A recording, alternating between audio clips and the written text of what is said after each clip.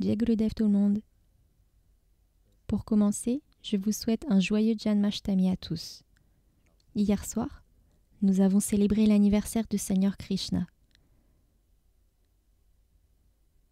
Bhagavan, le Seigneur, se manifeste toujours par amour. Tout comme le dit le kirtan que nous venons de chanter, Prema Ki Jivare.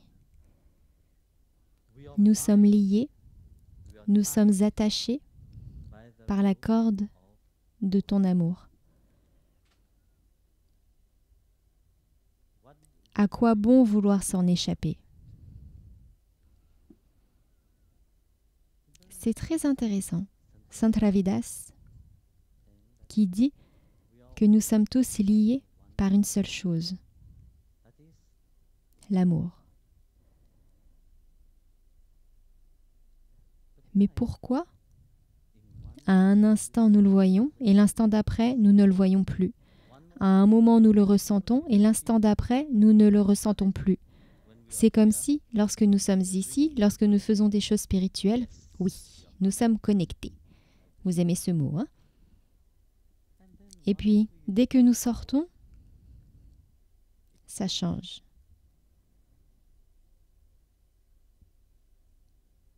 Tout cela arrive. Vous voyez, quand nous parlons d'amour, nous parlons de quelque chose qui est...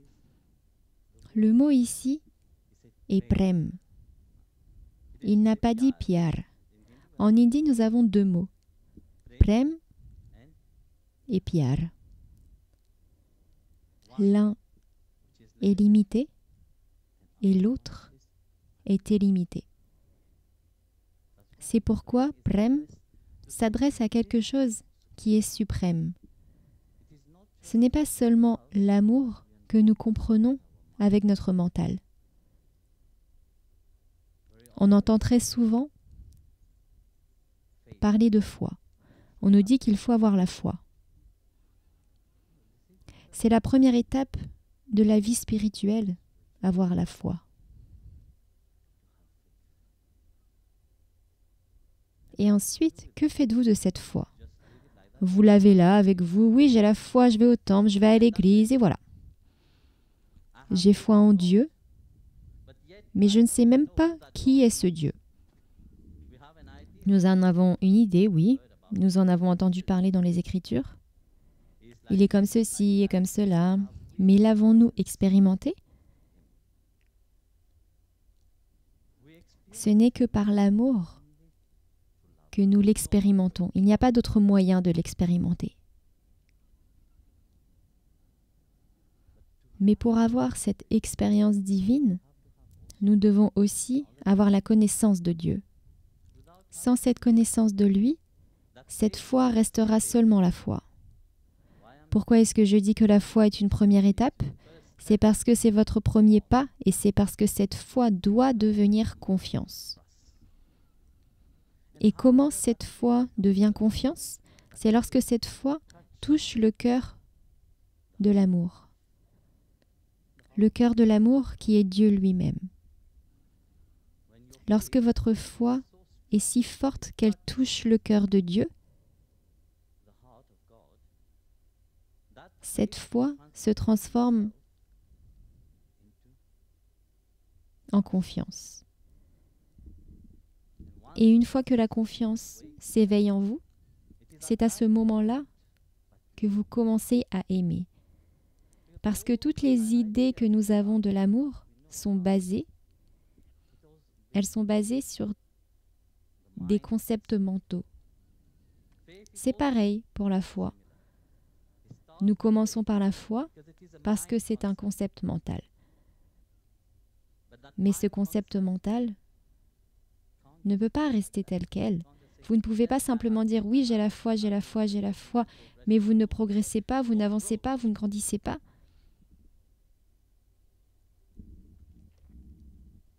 Mais lorsque la foi se transforme en amour, c'est le cœur qui se connecte. Quand nous disons que nous aimons, où pointons-nous notre doigt? Ici, n'est-ce pas? Vers le cœur. Quand vous dites « je », où pointez-vous? Vous ne pointez pas votre doigt vers votre cerveau, vous pointez vers votre cœur.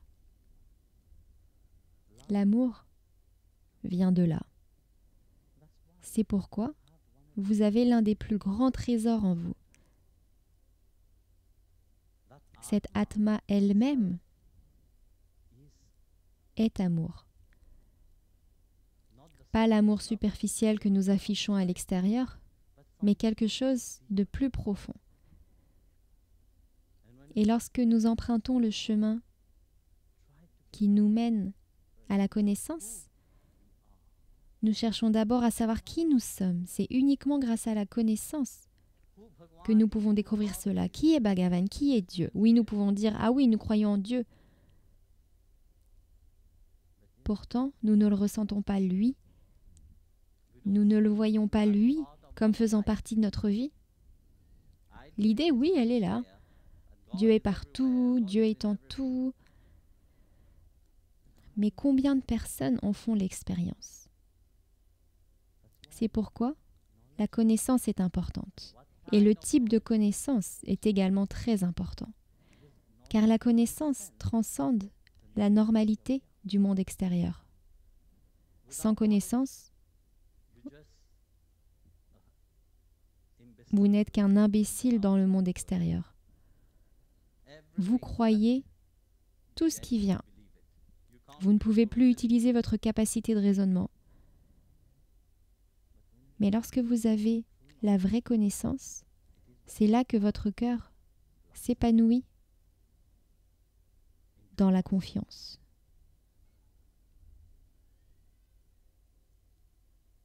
Et cela arrive, vous savez, ce n'est pas comme hier, je disais qu'il y a certaines choses que vous pouvez faire. La confiance est une chose que vous ne pouvez pas faire par vous-même. Vous ne pouvez pas simplement dire « Oui, je vais aller au marché, acheter 1 kilo de confiance, puis je commencerai à faire confiance. » La confiance ne se trouve pas au marché, ils ne la vendent pas là-bas. Elle est au-delà. C'est la même chose pour l'abandon, c'est la même chose pour Sharanagati. Ça ne passe pas par vos efforts. Cela arrive. Tout simplement. C'est quelque chose qui se produit automatiquement, sans que vous vous en rendiez compte, cela arrive.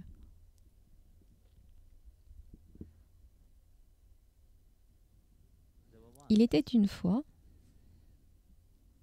un sadhu. Il donnait une conférence. Un saint donnait une conférence. Un Bhagavad Gita. Il parlait du Seigneur Krishna, de la gloire du Seigneur Krishna. C'était dans un palais. Il avait été invité là-bas pour parler. Et alors qu'il parlait, un voleur s'était introduit dans le palais. Alors il était allé là, mais il était coincé parce qu'il y avait beaucoup de monde. Alors il a été obligé d'écouter ce qui se disait. Et le prêtre décrivait comment était le Seigneur, comment était le Seigneur Krishna, comment, quand il était petit, sa mère le baignait et l'habillait avec élégance. Puis elle lui mettait de magnifiques bijoux. Et ensuite, elle le laissait jouer avec tous les gopas au bord de la rivière, près de la Yamuna. Et cela captivait l'esprit du voleur. Il se disait, si une telle personne existe vraiment, avec autant de bijoux sur elle, je devrais aller là-bas. Pourquoi est-ce que je perds mon temps ici avec ces petites choses insignifiantes? Je devrais aller là-bas et kidnapper ce petit garçon. Alors qu'il écoutait, il était vraiment très impressionné par la description qu'en faisait le Bhagavad. Alors il a décidé qu'il ne volerait plus de petites choses. Il volerait désormais des choses plus importantes. Alors il a attendu que le prêtre ait terminé.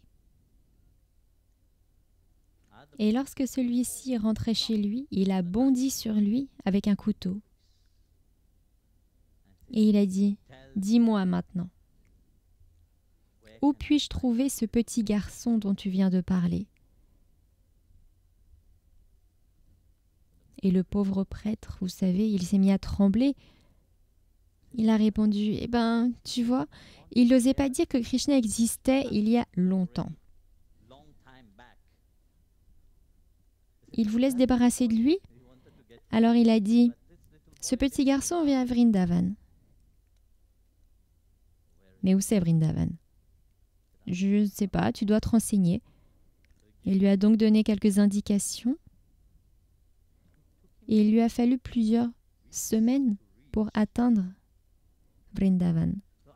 Et lorsqu'il est arrivé à Vrindavan, il continuait à se renseigner là-bas et il a vu que l'endroit, Vrindavan, cet endroit décrit par le prêtre, était bien là. Il faisait nuit lorsqu'il est arrivé, alors il a décidé de grimper à un arbre et d'attendre le lendemain matin. Alors il a grimpé à l'arbre et il s'est assis là. Alors que le soleil se levait,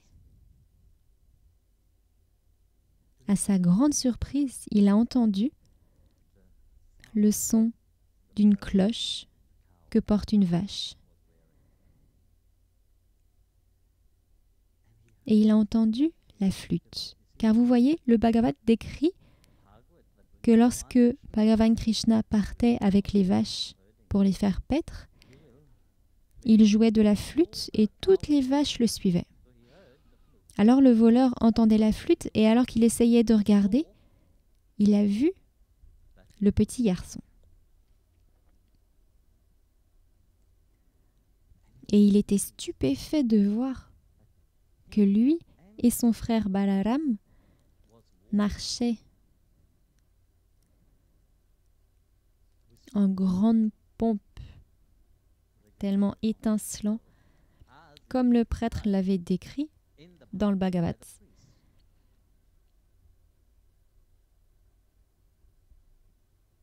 Son esprit était fasciné par cela.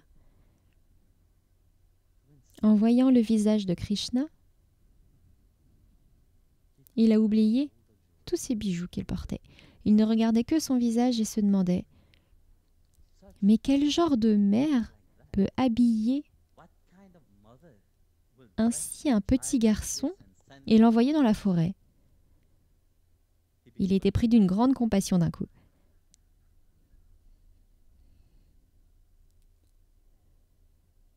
Puis il est descendu de l'arbre.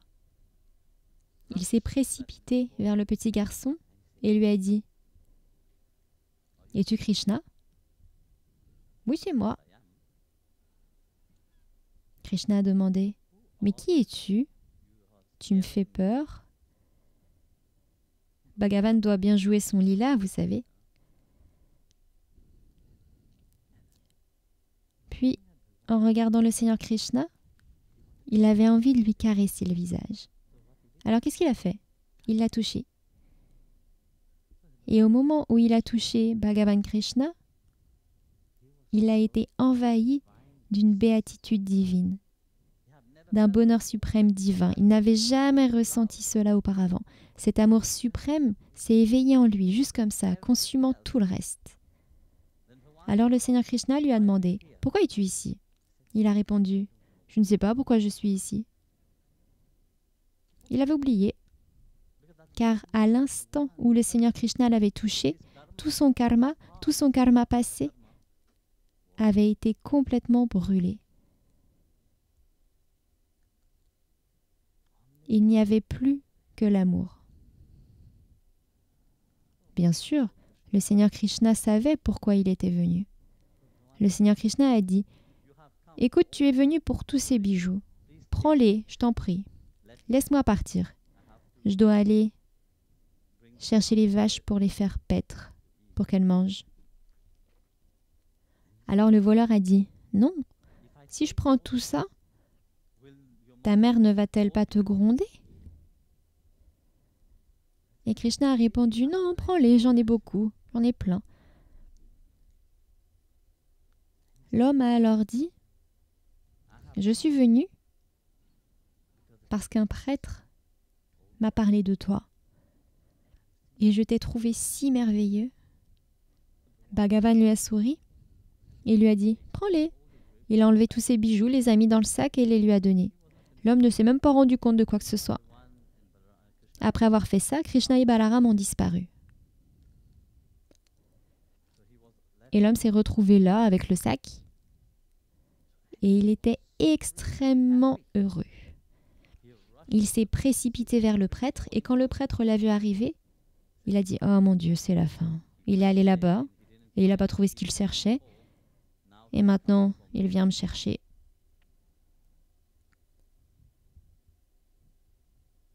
Le prêtre était terrifié, mais il ne pouvait pas s'enfuir, alors il est resté là. Le voleur, quand il a vu le prêtre, est tombé à ses pieds et il a dit « Par ta miséricorde, j'ai trouvé le plus merveilleux des trésors. J'ai trouvé ce petit garçon dont tu parlais. » Le prêtre s'est alors dit « Ouh là là, il est devenu complètement fou, ça y est. »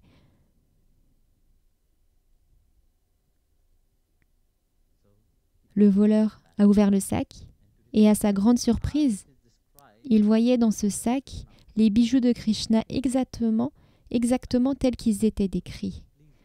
Le prêtre a alors dit « S'il te plaît, emmène-moi à l'endroit où tu as trouvé ce petit garçon. Moi aussi, je veux le voir. » Le voleur a donc emmené le prêtre à Vrindavan et s'est à nouveau assis sur l'arbre. Et le matin, pour le prêtre, c'était juste une matinée normale comme toutes les autres. Mais pour le voleur, il a de nouveau vu le petit garçon arriver. Mais lui seul pouvait le voir. Alors il a escaladé l'arbre, mais le prêtre, lui, il ne voyait rien du tout. Et le voleur commençait à parler à Krishna. Le prêtre le regardait et disait « Je ne vois rien. »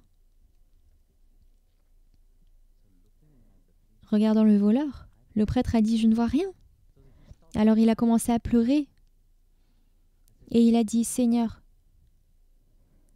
tu as accordé au voleur la grâce de te voir. Aie pitié de moi. Accorde-moi ta grâce et donne-moi ton darshan. » À ce moment-là, Bhagavan s'est révélé au prêtre et lui a dit, en fait le prêtre a seulement entendu la voix de Krishna. Il ne pouvait pas le voir. Krishna a dit au prêtre, tu enseignes le Bhagavat, mais tu ne crois pas. Tu n'as pas confiance. Alors que le voleur avait pleinement confiance en ta parole. Pour lui, ce n'était pas seulement une histoire. Pour lui, c'était réel. C'est pourquoi je me suis montré à lui. C'est donc là ce que fait la connaissance. Elle vous donne une idée de ce qu'est la bhakti, de ce qu'est la dévotion. Et surtout, la connaissance vous révèle qui vous êtes et qui est Dieu. Jai Gurudev à vous tous. Je vais chanter un simple Namasmaranam, un bhajan. Je vous en prie, vous pouvez tous chanter avec moi, ce serait génial. Je ne m'attendais pas à ce que vous chantiez celui d'avant, car c'est un peu compliqué, mais vous pouviez voir les paroles juste là.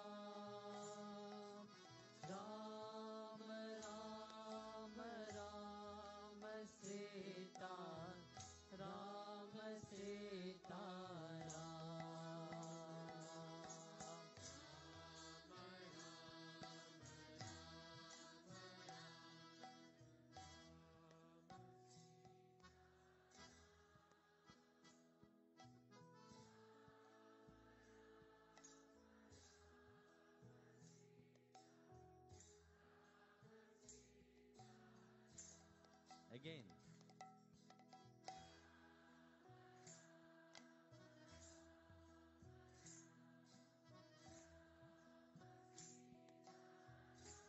Behind.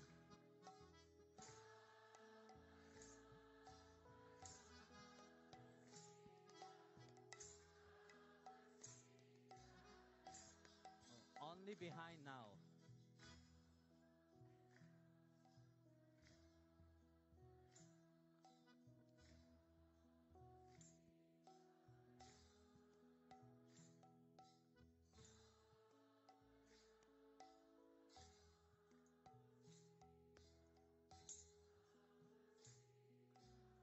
A little bit louder.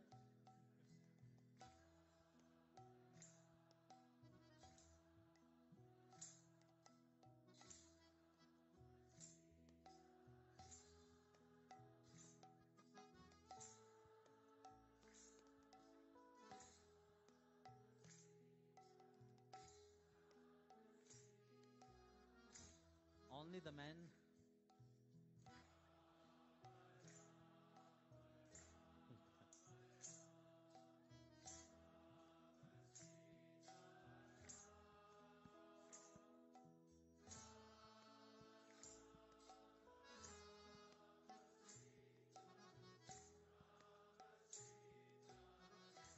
Only the Mataji now.